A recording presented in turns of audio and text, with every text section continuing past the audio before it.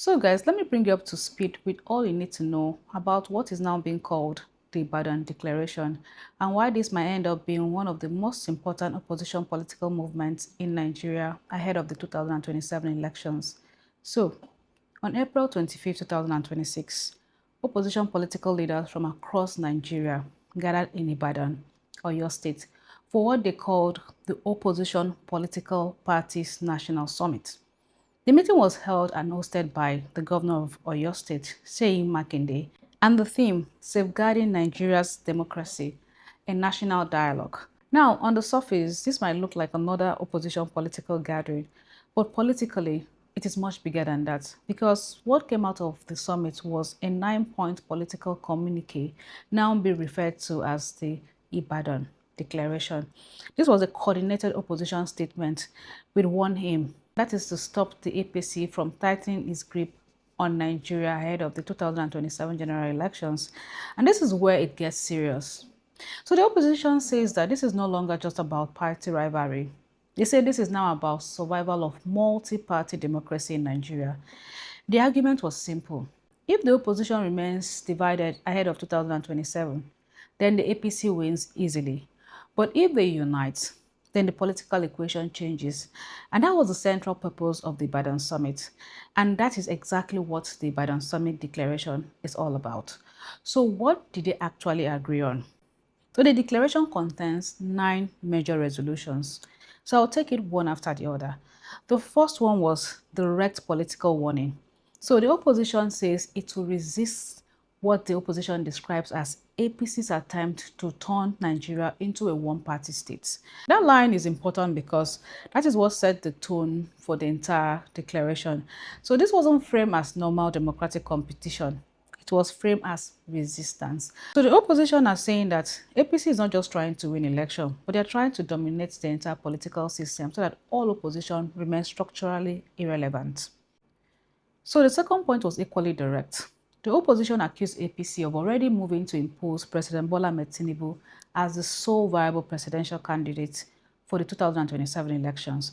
So in other words, they are accusing the ruling party of not just preparing for a re-election, but trying to shape the political environment in a way that weakens every meaningful challenger even before the race begins. And they also made it clear that they will contest, not just rhetoric, but they declared that they will field candidates at all levels to challenge the APC in the forthcoming election.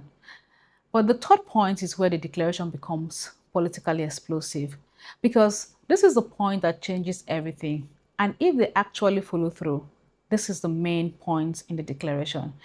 The opposition agreed to work together one single presidential candidate for the 2027 elections. One, not two, one. And that is the heart of the declaration. And if they pull that through, that becomes the most electoral threat the APC has faced in years. Because the APC has historically benefited from the reoccurring opposition weaknesses, the division, too many candidates, too many egos. Everybody wanted to be president. So the Ibadan Declaration is essentially an admission that the opposition disunity has been the APC's greatest electoral advantage. So let's see.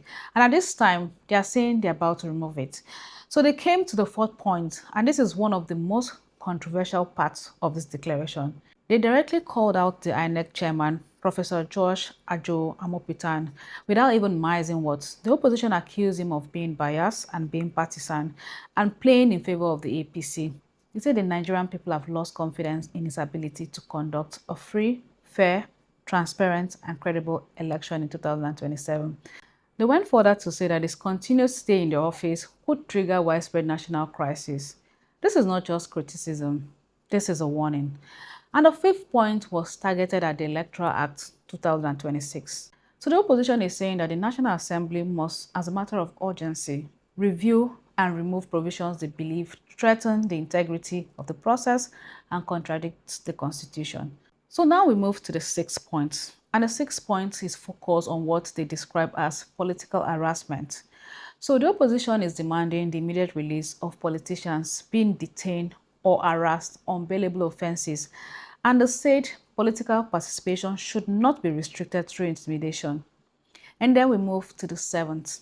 The seventh point is about INEC's new guidelines. So The opposition are saying that these guidelines are deliberately designed to frustrate the opposition parties by INEC imposing difficult deadlines and procedural obstacles.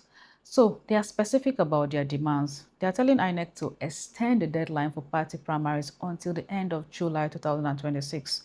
So we get to the 8 points, which was directed at Nigerians.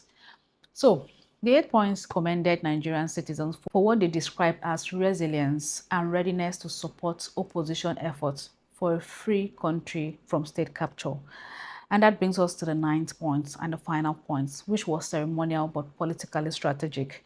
So they thank Governor Seyi Makinde and the people of Oyo State for hosting the summit.